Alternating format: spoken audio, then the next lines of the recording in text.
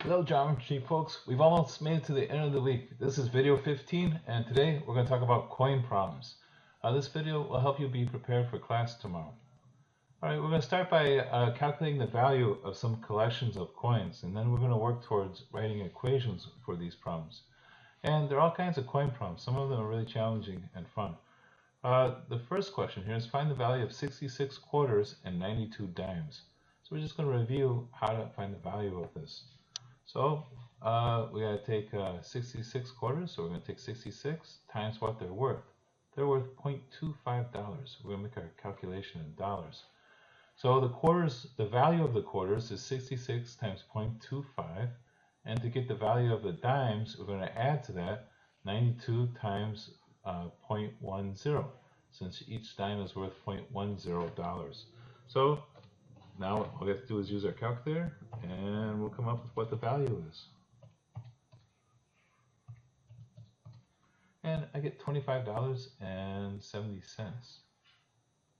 So 25.70.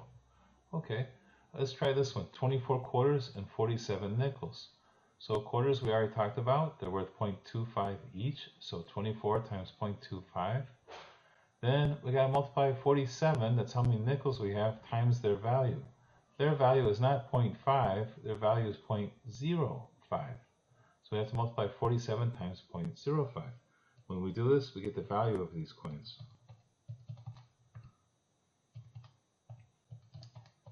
Okay, my calculator gives me $8.35.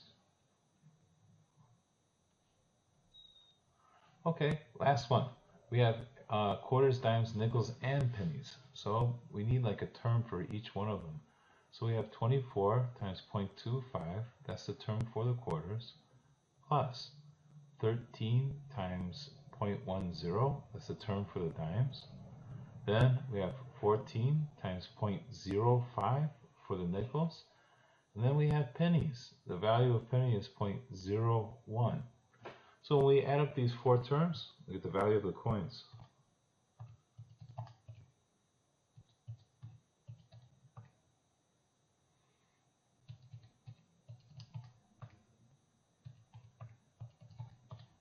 Okay, it turns out to be $8.16. So that's the first step. If I give you a collection of coins, find their value. Next, we'll move on to algebraic expressions. So here, we're not given the exact number of all the coins. So the first one, it says write an expression for the 26 quarters and n nickels. So we're just going to use a variable where we normally would put the number of nickels. So the value of this would be 26 times 0.25 plus n times 0.05, because that's the value of the nickels. N nickels, that's the number of the nickels, times 0.05, their value. So we can clean this up a bit. The quarters part is turns out to be 650, so 6.50 plus, and normally we write the numerical part of the term first, so my final expression is 650 plus 0.05n, and this is in dollars. Okay, so write an expression for Q quarters and 47 dimes. Q quarters are worth 25 cents each, so we're going to multiply 0.25 times Q. Then we're going to add to that the value of 47 dimes. So 47 times 0.10. If we simplify this a little bit, we get 0.25Q plus 4.7. All right, we're going to need these kind of expressions to write equations. Next one is quarters, dimes, and nickels. So we're going to do the same thing. 27 times 0.25 plus 32 times 0.10. Then the nickels, we just have 0.05n. Okay, so we can clean this up a bit. This part we can calculate.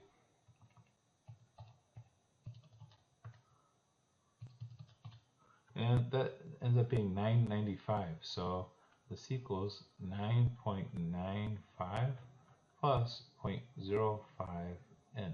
That's an expression for the value. If you tell me how many nickels, we can just put it in for n and calculate. Last one, we're not given much of anything. We have Q quarters, D dimes, N nickels, and P pennies. So actually this is going to be the easiest one because there's nothing to calculate. We have 0.25Q, that's the expression for the value of the quarters, plus, oh my decimal point split, plus 0.10D for the dimes, plus 0.05N for the nickels, and the pennies are 0.01P. So all of that, except for the decimal point there, is my expression for Q quarters, D dimes, N nickels, and P pennies. All right, let's start doing a problem. So here we have a jar that contains quarters and dimes. They're a total of, they're worth $58.35. Maybe we can go to Jewel and cash it in and get some food. If there are 216 dimes, how many quarters are there? Okay, so could there be 100 quarters? So sometimes you're going to have to answer a question like this. It's kind of they made a guess for us. So let's see if 100 quarters will work out. If we had 100 quarters, the value would be 100 times 0.25 plus the value of our 216 dimes. So that'd be 216 times 0.10. And we can just see if this works out to be 58.35.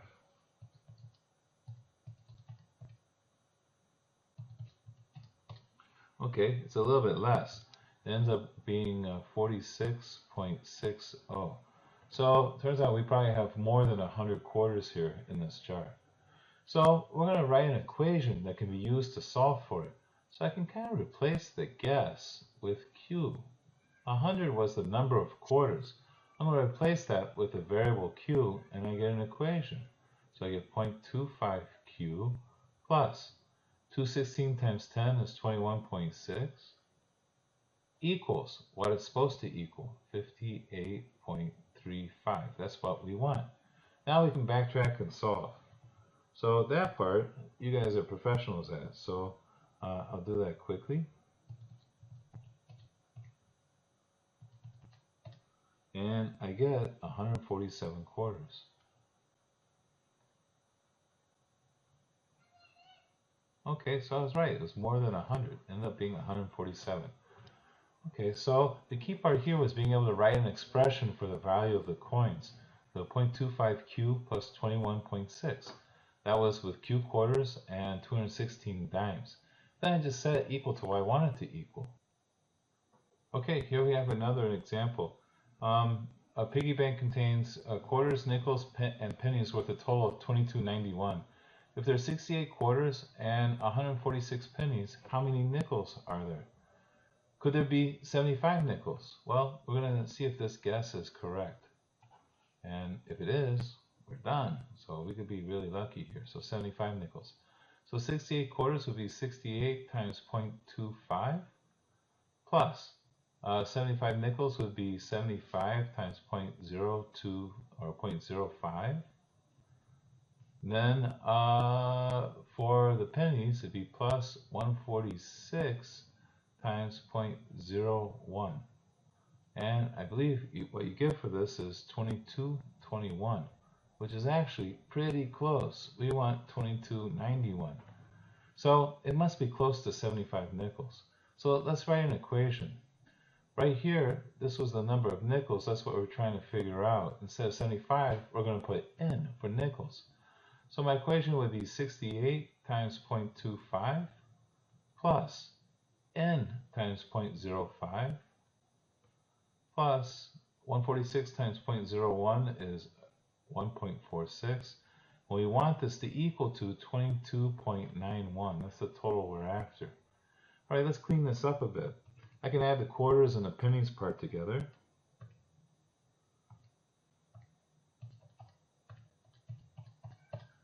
They add up to 1846.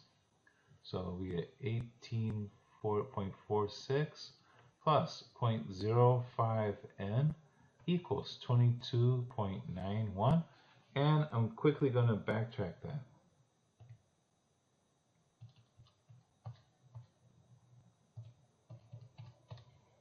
And we get 89.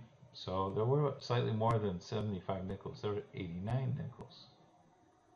Okay, again, the key is being able to write an expression for 68 quarters and nickels and 146 pennies. All right, we want to take a look at one problem that's a little bit more challenging.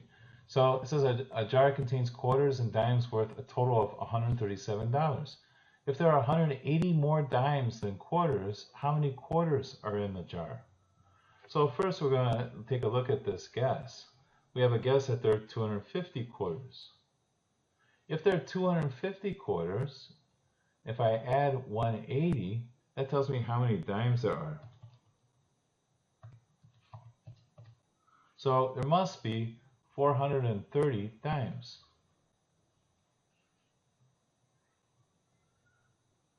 Okay, so now we can add up the value. So 250 quarters, so 250 times 0.25 plus 430 dimes, so 430 times 0.10. If this is $137, we are done.